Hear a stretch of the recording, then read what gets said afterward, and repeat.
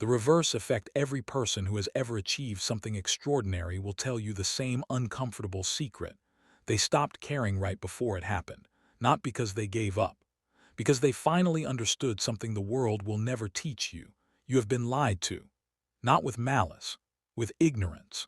The hustle gospel, the grind culture, the want it bad enough mythology, all of it is built on a fundamental misunderstanding of how human psychology actually works. Here is the brutal clinical truth. The harder you chase something, the faster it runs. This is not philosophy. This is behavioral science. And once you understand the mechanism, you cannot unsee it. The stench you don't know you're wearing there is a frequency desperate people emit. You cannot hear it. You cannot see it. But every human being within range of you feels it instantly in the oldest, most animal part of their brain. You can dress perfectly. You can rehearse every word. You can perform confidence like a stage actor. None of it matters, because human beings are animals before they are rational creatures, and animals do not communicate through words.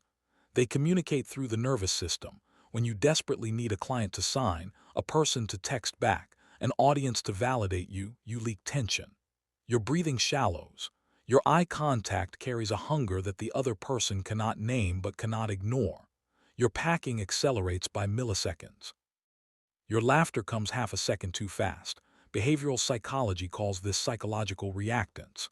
It is the deep, hardwired human drive to recoil the moment autonomy feels threatened.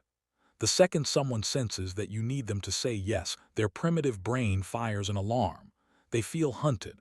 They feel suffocated. And they pull away not because they are cruel, but because something ancient inside them says run. You were taught that ambition is attractive. It is not. Competence is attractive. Ambition soaked in desperation is terrifying. It signals to the world that your internal state is fractured, and you are trying to use external validation to repair it. Watch high-level negotiations. The person with true power is never the one leaning forward, speaking rapidly, stacking reasons why you should agree. The person with power is leaning back, listening, asking precise questions, and remaining entirely indifferent to whether the deal closes today, tomorrow, or never. They have severed their identity from the outcome because they do not need this particular deal to survive. The paradox of human desire is simple and devastating. We only want to give our resources to those who do not strictly need them. Banks lend to the wealthy. People fall in love with the already content. The world rewards those who have convinced it, and themselves, that they are already full. You must learn to starve in secret. You must move through the world with the casual ease of someone who has a feast waiting at home, not performed, not faked. Engineered. When you stop emitting desperation, people stop recoiling, they stop feeling chased, and they start feeling something far more powerful: curiosity. Why is she so calm? What does he know that I don't? The moment that question forms in their mind, the dynamic has already reversed. You are no longer the pursuer, you have become the pursued. Lethal detachment. This is the psychological core of everything. In cognitive science, there is a principle called self-regulation depletion. Your willpower, focus, and emotional control are drawn from a finite reserve. Every time you obsess over an outcome, every time you vividly imagine failing to reach it, every time you grip the steering wheel of your life so tightly your knuckles whiten, you are burning that reserve. Not on execution, on anticipation. By the time the moment arrives, the pitch, the conversation, the performance, your battery is dead. You are exhausted by your own imagination. In the early 1600s, Japan's most legendary swordsman, Miyamoto Musashi, was challenged to a duel by Sasaki Kajiro, a prodigy of flawless technique, obsessed with his legacy, obsessed with the outcome of the fight. The duel was set at dawn on a remote island. Kajiro arrived early, armored, packing the beach, his entire nervous system consumed by the impending victory. Musashi did not show up. Hours passed. The sun climbed. Kajiro's anticipation curdled into frustration, then rage. He was burning alive with emotional energy, spending every unit of psychological fuel he had before the first swing.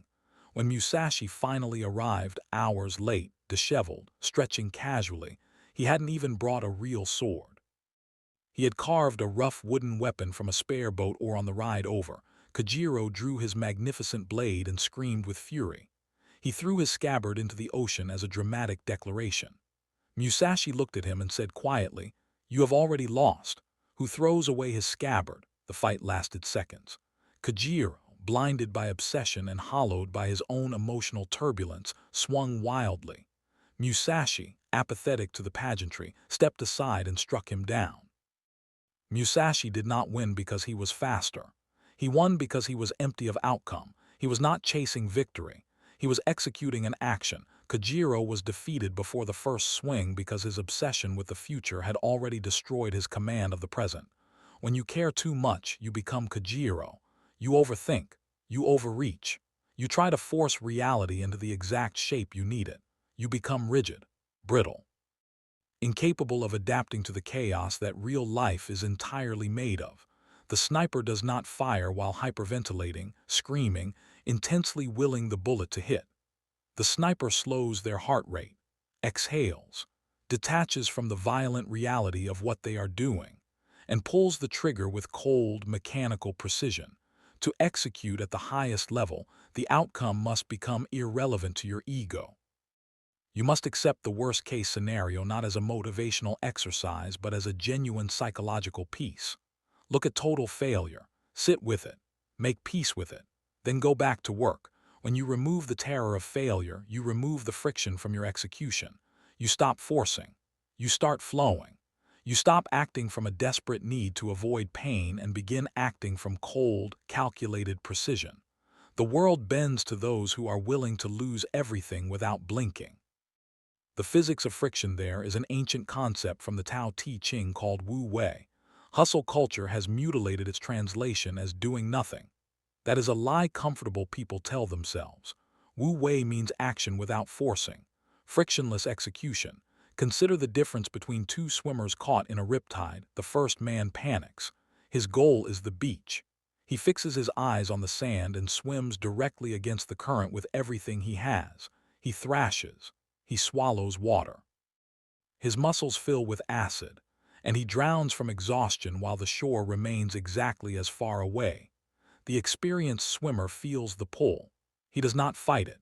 He does not let his obsession with reaching shore immediately dictate his movement. He swims parallel, using the ocean's own mechanics, conserving energy until the current releases him, then glides calmly to shore. Hustle culture taught you to be the first man. It told you that if you are not suffering, if you are not bleeding for your goals, you are not working hard enough. This is not ambition. This is a slave's philosophy, designed to keep people exhausted at the level they are already at while the architects of systems move above them without breaking a sweat. Aggressive chasing creates resistance. Badger a prospect and you create the resistance of annoyance. Micromanage a team and you create the resistance of resentment. Force your creative work to perform and you create the resistance of inauthenticity. Your audience senses the calculation and rejects it instinctively. Frictionless execution means aligning your actions with the natural flow of human psychology and market forces rather than trying to overpower them. You do not force a product on a market. You observe the market's hidden pain and place the solution quietly in its path. You do not force respect. You carry yourself with such unbothered competence that respect becomes automatic. Stop trying to punch through the obstacle. Study the obstacle, find its structural weakness, and pour water into the cracks until it crumbles on its own timeline. The people with true power rarely appear to be sweating. They have mastered the physics of friction. They build systems. They set forces in motion. And then they let gravity do the work. The desperate man lifts the boulder. The intelligent man builds the lever. Stop lifting. The White Bear. In the late 1980s, social psychologist Daniel Wegner conducted a now-famous experiment. He gave subjects one instruction: do not think of a white bear. The subjects could think of nothing else. Wegner discovered what he called ironic process theory.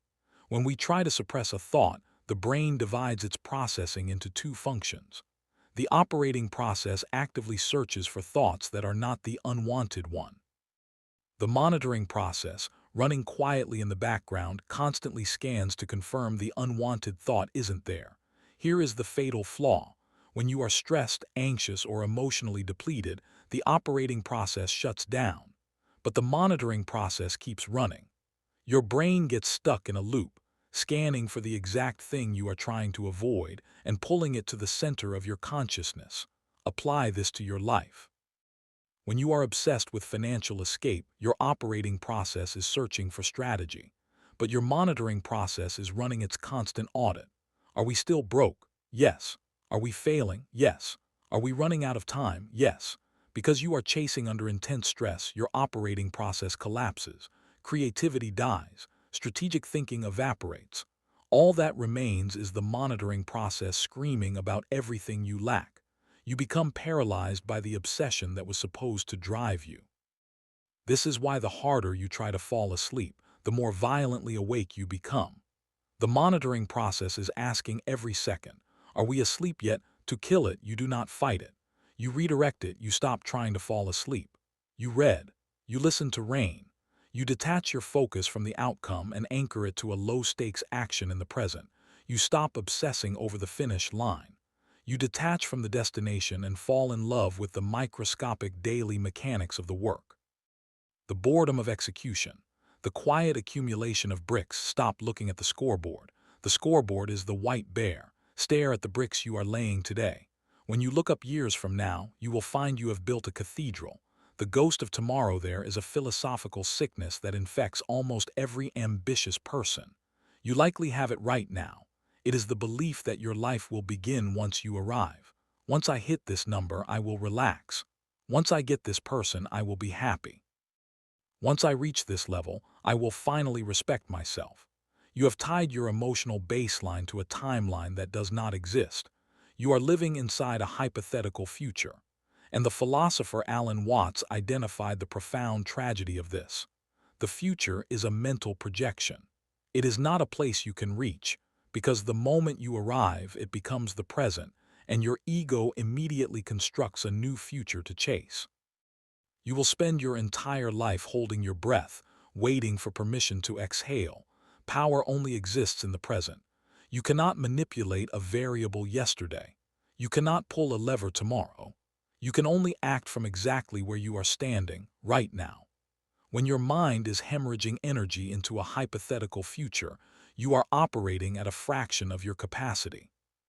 Your competitors, the ones locked entirely into the present, are running with full cognitive bandwidth while you are running on a third of yours, using the rest to rehearse victory speeches. The chase implies incompleteness. It is an admission of inferiority to the goal. You must stop viewing the outcome as a god you are praying to and start viewing it as a mathematical inevitability, the natural result of actions compounding over time. Cause and effect, not worship, arithmetic. When you make that shift, desperation evaporates. You stop living as a ghost. You become grounded, present, and magnetic in a way that cannot be faked and cannot be ignored. The house always wins now we make this operational. Walk into a casino and look at the gamblers. They are vibrating with anxiety, pulling levers, begging machines, emotionally shattered by every loss and briefly electrified by every small win. They are trapped inside individual outcomes. Every spin of the wheel is a life-or-death referendum on their worth. Now look up at the cameras. Look at the men running the room from the back. Do they sweat when a player wins a jackpot? Do they panic when a hand goes against the dealer? No. They do not care. They are not playing the game. They built the game. They operate on the law of large numbers. They know that if the system runs long enough, the house takes everything. They have absolute apathy toward any single micro-event because they are sovereign over the macro system. You are the gambler, sweating over one client, one piece of content, one relationship, one rejection, living and dying by the outcome of a single spin. You must become the house. Build a system of execution so statistically sound that the outcome of any individual attempt becomes genuinely irrelevant. When a prospect says no, you feel nothing, not because you are numb, but because your system tells you that every 10 rejections contain a yes. You are processing data. When a project fails, you do not spiral. You extract the variables, adjust the algorithm, and run it again. This absolute apathy toward individual rejection makes you dangerous. When people realize that their rejection does not hurt you, they lose all power over you. When the market realizes that failure did not make you quit but made you sharper, it begins to yield. Stop placing your desires on a pedestal. The moment something sits above you, you are already in a position of submission. Look down at the goal. View the money, the status, the success as a trivial game you are playing because it interests you, not because your identity depends on the outcome. The moment you can say genuinely, not as performance, "I would prefer this, but I am entirely willing to walk away and never think about it again," the entire dynamic shifts. The walk away is the ultimate display of power.